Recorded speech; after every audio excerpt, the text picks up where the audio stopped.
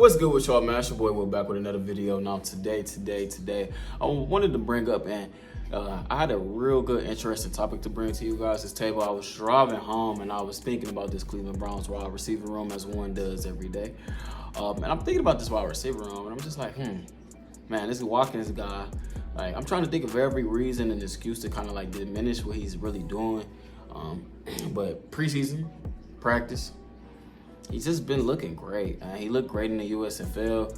He's really been a really nice talent to have on his team, and it's kind of crazy to see how much he's progressed at the size that he's at. I really want to know what was his concern coming out of high school and college. Maybe it was like speed or whatever it was, but he's playing out of his mind right now, and there's no debating and doubting that. He hasn't been covered all camp. He hasn't been covered all preseason. So the question I wanted to bring to you guys today is this.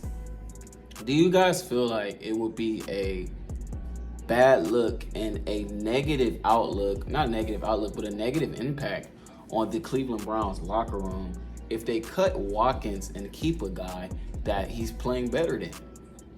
And this is the reason I bring that up and I ask that.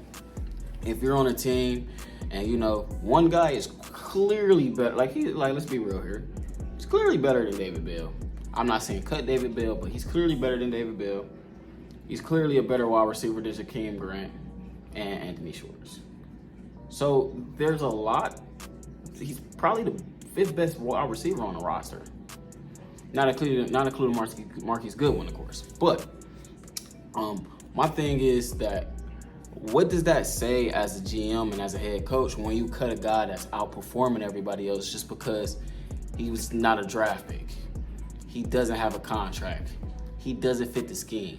You know, I don't know, as a basketball player, I don't know how I personally would feel about that if we kick a guy off the team that's better than most of the guys on the team because his contract or we didn't sign him to make the roster. We signed him to be a camp body. You know, I feel like that's very underrated aspect and an aspect to look at when it comes to this. I just wanted y'all's opinion on this. Now, me personally, I feel like that is a negative aspect. And look, like it's just the same with Anthony Schwartz. He's constantly playing bad. You know, just because he's a third-round pick, we're gonna keep him on the roster? I just kind of disagree with how that looks and what that says. I understand the NFL is a business and you're not supposed to give up on guys. But when you take money and draft assets out of this, who's the better player? You know, who's the better player? And I feel like that should have some type of meaning to it. Because if that's the case, why even bring guys in? You know, you're just bringing in camp bodies just because. I understand it's the NFL, it's a business. But hey, if I get signed to a roster for the start of training camp, I should get a fair chance to make the team. And to be real with you guys, what haven't Watkins done to make this NFL team?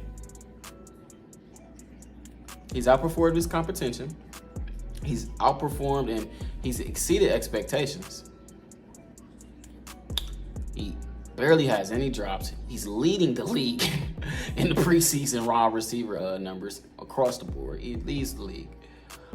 And he's just flat out dominated all camp and all preseason long. What else do you want out of the guy? What else could he have done better to make this roster? That's the guy. That's my question. Because if that's the aspect of no matter how good you do, no matter how talented you look, how great you are in camp, from the day one of camp to the last day of camp, the entire preseason, you are playing your competition and look far and ahead like an NFL roster quarterback, wide receiver, I feel like it's not fair at all that he shouldn't make the team. That's my opinion on it. I feel like that's a bad look when a guy completely outperforms all the other guys, but you pick those because they're a draft pick. Because, hey, why would I even want to sign up to be on your training camp besides, of course, the opportunity to grow, which he's already done that. But why would I want to sign up on your training camp? I guess I'll be signing up to hopefully be a practice squad player. Because if it's already not a chance I'll make this roster, it's like you already set in stone no matter what I do, I could outplay the top receiver here, I'm still not gonna get a roster spot. You know, I feel like that's really a bad look. That's just my personal opinion on it. That's why I come in and bring this topic to you guys, because I was just driving home and I'm just like, hey man, you know, imagine being that guy. You're just outperforming everybody and you still don't make it. It gotta sting, you know, gotta sting. He doesn't deserve to be on the practice squad. He's outplayed, he's earned a roster spot, but it's just the fact that the Browns gonna give it to him. If the Browns gonna allow draft picks and contracts and how stuff will look, giving up on players, when they're clearly getting outperformed by a guy, you know? So it's a really interesting story, and a lot of people's gonna undermine it, and this is where I wanna come and combat that. It's like, hey, how are you going to say that the Cleveland Browns and everybody, he got a chance and it was a fair chance, but then at the same time, you're going to go out your way and say, hey, he wouldn't have made this roster anyway. He can't make this roster because of this, that, and the third. What else was he supposed to do in that scenario? What could he have done? He's done everything to make this roster. But we're going to use stuff that has nothing to do with him. So you're pretty much telling me and sending a, for all you fans and everybody, reporters that's coming from that point of, you're pretty much telling players that no matter what you do, you wasn't going to make this team. That's what they're saying without saying it. So, and I kind of disagree with that a lot. I feel like everybody should have a fair shot. And if we're going to be fair, the better man should win, you know? Just because I was drafted in the 3rd round, I suck. And this guy right here that wasn't drafted is much better than me. I shouldn't be the one that gets to make the team just because of aesthetics and you don't want to give up on the guy. And this guy who's a better player gets cut. You know, that's putting your foot in your own mouth. But I just want to bring this topic up to you guys. I really want to get your comments and y'all feelings on this. So make sure y'all comment down below how y'all feel. Remember, we're doing a 1K giveaway. Comment dogs on any video. Make sure you're following me on Instagram or Twitter.